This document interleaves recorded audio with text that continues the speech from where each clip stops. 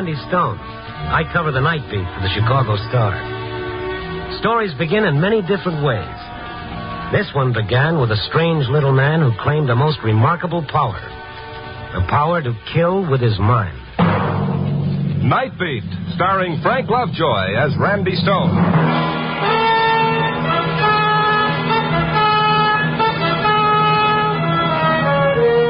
It was one of those lousy moods I had. Spring in the air, 5 o'clock in the afternoon, and nothing ahead of me except another day's work. A broken leg and a month in bed. I should be so lucky. I started to walk down Michigan Boulevard. By the time I reached the art museum, I hated the whole world. Everybody was going home, and I was going to work. So, like a school kid playing hooky, I turned into a patch of grass landscaping the museum. And I sat down on a bench.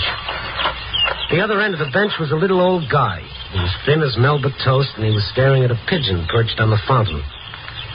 I was beginning to feel persecuted, like I was the only one in the whole wide city who had to go to work. In a nice, lazy kind of way, I was beginning to wish I was dead. I wish you were dead. At first, I didn't know where the voice came from. There was no one in back of me. There was no one around except the little guy at the other end of the bench. There. I did it again. You know, it's not a very nice thing to say to somebody you don't even know. Oh, I'm sorry. I didn't think you heard me. Oh, certainly I heard you. Why would you wish a thing like that on me? Oh, but I didn't mean you. Not at all. Because if I did, you would now be dead. You mean I would be dead? It's terrible. Just terrible. Well, if it wasn't me you just said that to, then who was it? The pigeon. Pigeon? The one that was on the fountain. I see. And what happened to the pigeon? He died. The pigeon died? Oh, yes. It'll happen every time. I'll get the bird and show you. Yes. It's dead, all right. You see? Perfectly dead. Oh, now look, Mr. Fettle is my name. Yeah, Stone is mine. Randy Stone, and I guess I'll be running along. Oh, I thought perhaps you could help me, Mr. Stone. You look like the kind of person who would understand. Yeah. I'm the harmless type that's always walking into a confession. Oh, you see, it's something I can't tell to just anyone. Yeah, well, some other time. I'll be seeing you. Oh, that's the way it is. Everybody's interested in only themselves. Well, get rid of that bird. It's not very pleasant sitting next to someone holding a dead thing in his hand. Oh, of course.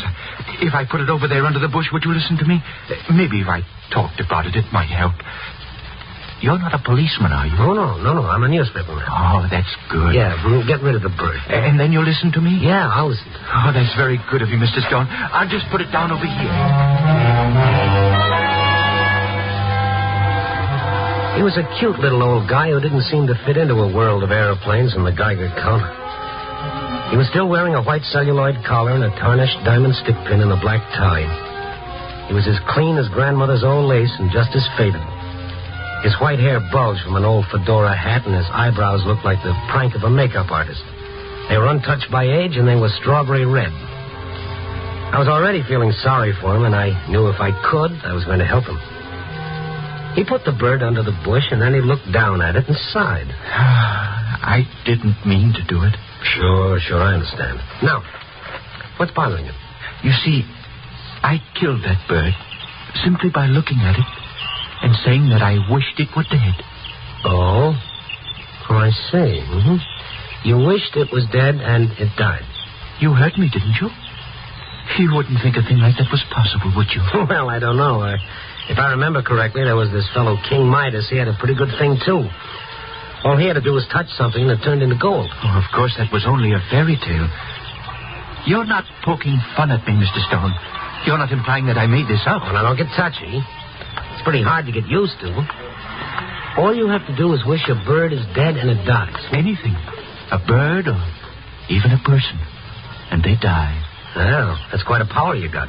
You don't believe me, do you? You ought to get a hold of yourself, don't you think? I knew I shouldn't have said anything at all. All right. Now, let's say I believe you. What do you expect me to do? I'm getting afraid of myself. I can become dangerous. Well, don't wish those things and you won't be dangerous. But if I ever hate like I once did, then I'm not responsible. The words would just come out. It would happen. You mean you could wish I was dead or anybody and they died? That's what I've been trying to tell you. I don't want to hurt anybody, Mr. Stone. You still don't believe me? Oh, I think it's a perfectly wonderful story. Now I gotta go. Oh, please don't go. Don't leave me, Mr. Stone, please. Take your hands off Please. my coat. Do you mind? I want to go to work. But listen, I killed a man. Oh? I killed Mr. Brown. Mr. Brown? Arthur E. Brown, president of the Utilities Loan Company. Uh-huh. You killed him. I was the one. It was the urgency and the way he wrung his hands together that got me. I felt pretty foolish sitting there on a park bench listening to the most fantastic kind of nonsense. For 40 years, he worked for this company. He never married. He lived a lonely life. The only pleasure he had was his job. But he was getting old. And then one day, it was on a Friday, he got his paycheck from the head bookkeeper. Thank you. Oh. But this is a mistake, a terrible mistake, Miss Johnson. This check is too much. Now, let me see. Oh, I don't think so, Mr. Fettle. Oh, but that's 3 weeks' pay. 2 weeks more than I've got coming. It's not my vacation, you know. I always take mine in July. Yes, I know, Mr. Fettle. Well, then you better rectify it, Miss Johnson. I'm sorry no one told you. On the back of the check, Mr. Fettle, that slip of paper. Oh? You mean this? Mm-hmm. Why, that's a 2 weeks' notice. Oh, that's a terrible mistake. I hope so, Mr. Oh, Fettle. such a stupid thing. Imagine my being here so long. Why, everybody knows. I better see Smitty about this right away. Smitty's been transferred to the Ohio branch. Since when? 5 weeks ago, Mr. Fettle. Oh, well, then I see the new fellow. I don't like to embarrass him, but I must bring this to his attention. I'm sorry, Mr. Fettle. But you don't understand. You're new here. Yes, Mr. Fettle, but there's nothing I can do. Well, I'll have to go to someone who can. Who is it that's over you? Well, you might try one of the vice presidents. Of course, Mr. Fettle, you realize I had no idea. Why don't you see the treasurer? I'm really quite sorry, Mr. Fettle, but really, it's out of my hands. I see. No one will take the responsibility. No one cares. Sending me from one to the other like I was some kind of thing being volleyed about. I'm going to the president. I'll tell Mr. Brown. Mr. Fettle went up another flight of stairs running, right through a whole pool of minor executives, straight into Mr. Brown's office. Brown was sitting there in an enormous leather chair, a very huge, fat man. His face was red and puffy. Instead of breathing, he seemed to gasp. He was that mad when Mr. Fettle walked in unannounced. What are you doing in my office? Mr. Brown, I just had to see you. There seems to be no one to take the responsibility for this. You see, I've been here so many years. They just don't seem to realize how long I've been here. I wanted you to straighten it out for me. Get out of here. But it's so unfair. Get out, I said. Get out of here. The hatred that had been piling up in Mr. Fettle had now found a target. He looked Brown squarely in the eyes and said it right to his face, right out loud. I wish you were dead. You what? I wish you were dead. Oh, he's dead. Somebody, quick! Mr. Brown is dead!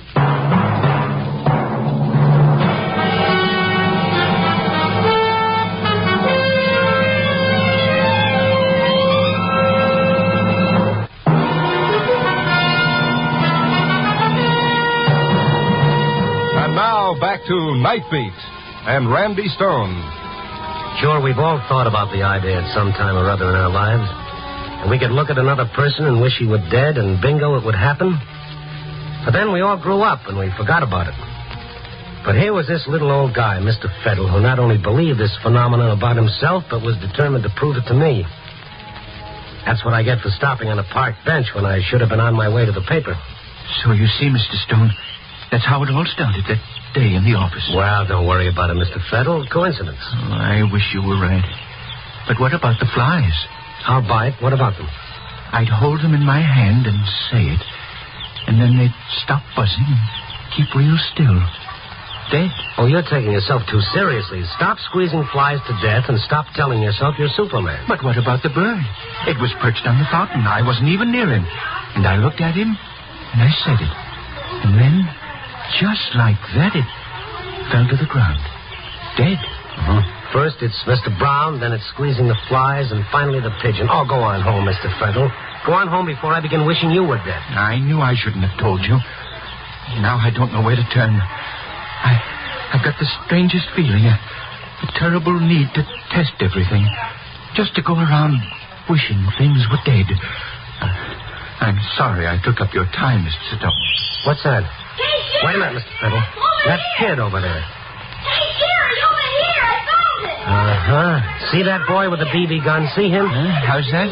If I can prove you didn't kill that bird, will you go home and forget about the whole thing? What? Hey, how'd you get this? Those boys they're picking up the bird. They shouldn't do that. Hey, kid. What? What are you doing with the BB gun? Oh, nothing. You shot that bird, didn't you? It was an accident. Honest, mister. We didn't mean nothing. Come here now. Bring it over here. Run, Jerry, run. He's going to get us in the... Hey, come here. I'm not going to do anything. Come here. Well, they're gone, and they took the bird. But now you know, Mr. Fettle, it wasn't you. The kid did it with the BB gun, okay? You mean they thought they did it? I see. Okay, so you want to believe you did. It makes you feel important, doesn't it? Important? Yeah, it gives you a feeling of power, doesn't it? Oh, no, Mr. Stone. I feel like a murderer. Well, if you feel that way, why don't you turn yourself into the police? I've thought of that. But I'm not a stupid man. They'd either laugh at me or put me in an institution. And I'm not insane, Mr. Stone. Yeah, well, I'd like to help you, but I don't know what I can do to convince you. I can't sleep. I haven't eaten. And I'm in no condition to look for work. Oh, look, Mr. Fettle, we're going to put a stop to this nonsense right now. It's getting late. I got to go to work. Before I go, I'm going to settle this once and for all. Oh, anything you did, I'd appreciate. All right. Now, here I am sitting right next to you, right? Yes. Now I'm standing up. See, I'm healthy. Nothing wrong with me, right? Well, of course. Now look at me.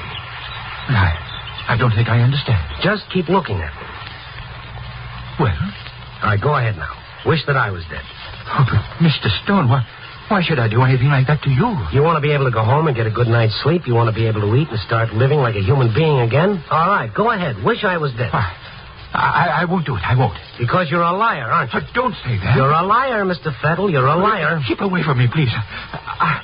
I don't want anything to happen to you. Anything to hang on to your little fantasy. Anything to sit here in the park and keep someone talking to you. You're lonely, Mr. Fettle, and you're a little bit nutty, if you ask me. Don't make me do it, please, Mr. Stone.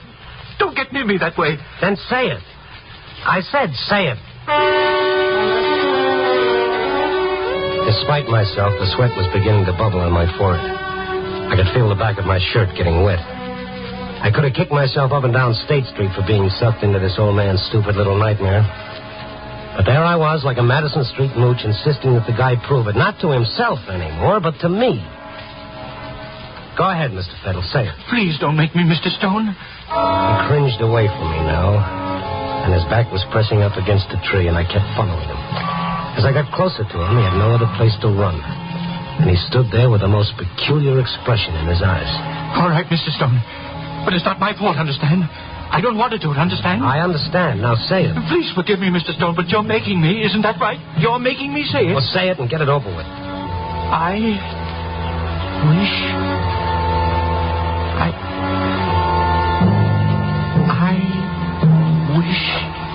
you were...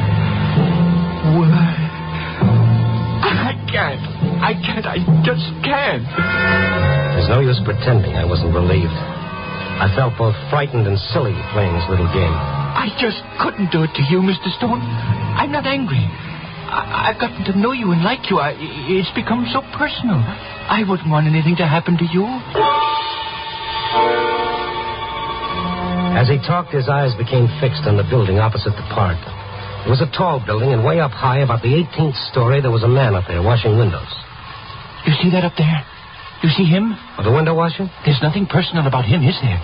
Just a speck crawling on the side of a building washing windows. You're going to start that all over again. Well, there's nothing personal about that. That speck up there, is there? Now, look, you're not going to drive me batty. Well, if you'll only believe me, I'll try to show you.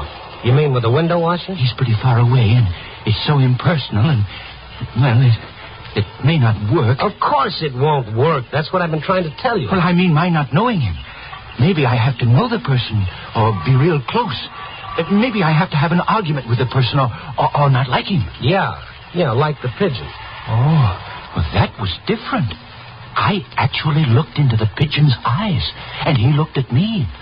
And that's when I said it. Yeah, oh, why don't you go home and go to bed? Read a good book. Forget about yourself. You're going? That's right. Oh, wait. I'll do it. I stood there watching him.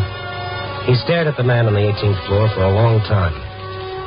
As the man started to change his safety belt to move from one window ledge to the next, just as he took off one rope from the bolt in the window frame, Mr. Fettle started to whisper.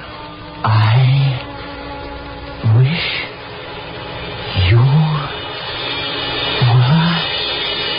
dead. It all happened in a split second. The moment he said it, the man on the window ledge lost his balance. First, the bucket came clattering to the ground. And then, the man hung suspended, dangling by one rope and clawing at the air to get back on the ledge. And then the rope broke. And the man fell to the ground. When it happened, I ran over to the building and got what few facts were available. The item appeared in a late edition, about 10 lines on page 8. Naturally, I said nothing of the little old man on the park bench, or they would have thought I was as insane as I felt the little guy to be.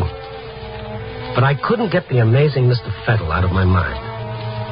When I started to feel that I, in some weird manner, were indirectly responsible for the window washer's death, then I knew I was involved up to my neck.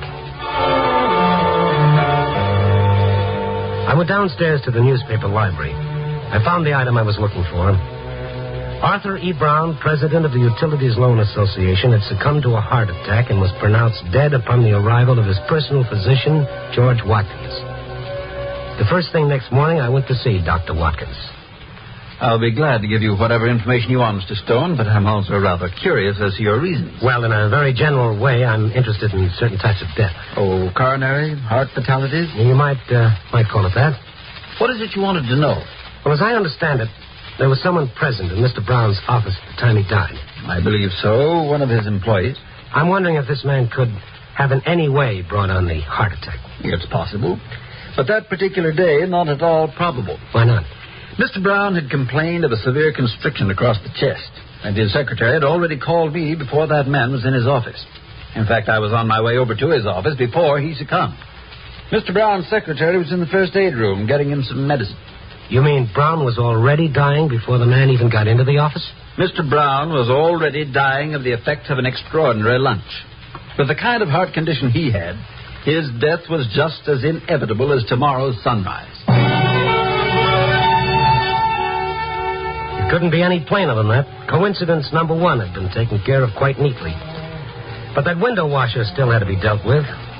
For a man who'd been washing windows for so many years to slip off the windowsill and then for the rope to break right at the time my amazing Mr. Fettle wished he were dead. Well, that's a pretty touchy thing to reconcile the coincidence. I went back to the building and located the engineer who was in the basement replacing a steam valve on a hot water tank. At first, he wasn't very cooperative. I suppose you're another insurance man who wants to know more about why we don't have safety measures for our window washers. No. I just happened to be a newspaper man who was sitting in the park when it happened. Well, if you saw it, you know more about it than I do. He worked for you, didn't he? Yeah, that's right. Well, what happened? Why should that man's rope break? I'm tired of answering questions. That's all I've been doing is asking questions. Well, look, mister, I'm not here to make trouble for you. I don't want to give you any bad publicity. I want to know why it happened, but... Of course, if you don't want to tell me, then I've got to believe that the building was responsible. If I warned him once, I warned him 100 times. His equipment was rotted through. I told him he couldn't go to work on my building unless he bought new ropes. He was pretty sore, but he went home. At least I thought he went home. What happened was he got lost in one of the bars on Clark Street, and when he was good and drunk, he came back. Without me knowing that he went to work. He was drunk, that's what he was. It was nobody's fault but his own. If it wasn't for the fact that somebody else had suffered, the whole thing would have been funny. It was the most ironic joke that coincidence could play. On a pathetic old man who thought he had some kind of strange power, and on me, a sucker for anybody's story if they insist they've got one.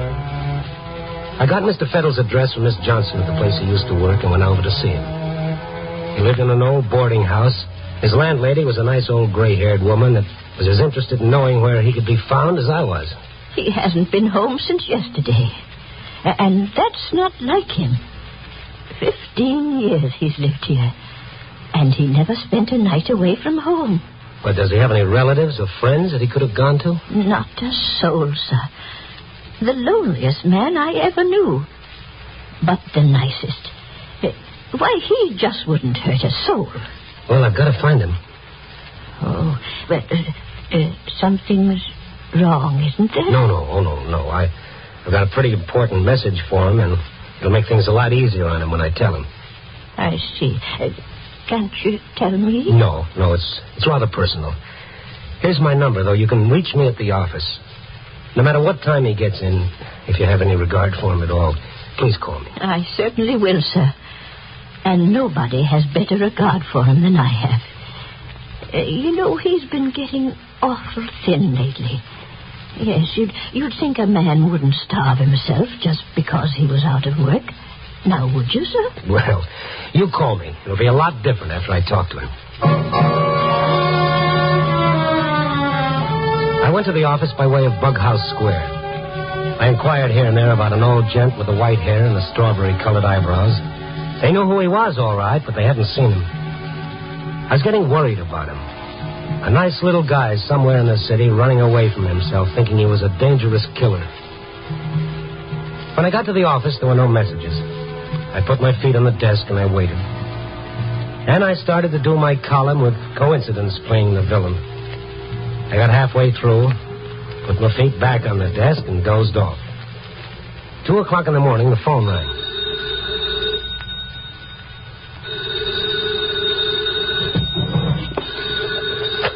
Yeah. Mr. Stone? Speaking. He just came in just now. Who? Mr. Fettle. Oh, okay, thank you. I'm coming right over. When I got to the house, she was waiting and had the door open before I could ring the bell. Is he in bed? No, Mr. Stone. He's sitting in his easy chair. His room upstairs? It's no use going up there, Mr. Stone. Well, what's wrong? Well, as soon as I called you, I put some soup on the stove. You see, I wanted him to have something hot to eat. I knocked on his door, but, well, he didn't answer. I opened it, and he was sitting in the easy chair. Before I got to him, his eyes went up at the ceiling. Then they closed, and his head rolled on his chest. He was dead. Well, I can't understand it. He wasn't sick. He was unhappy, but he wasn't sick. It doesn't make much difference now what he was. Poor soul. That's all that happened? Just what you told me? He didn't say anything? Well, he mumbled something, but it's not worth repeating. What? I want to know. Some sort of foolishness, Mr. Stone. Well, tell me. I've got to know. I'm sure I heard it wrong. Well, what was it that he said? Well, as his eyes were on the ceiling, it seemed to me... Now, sir, I can be wrong, you know, but it seemed to me that he said, "I wish I was dead."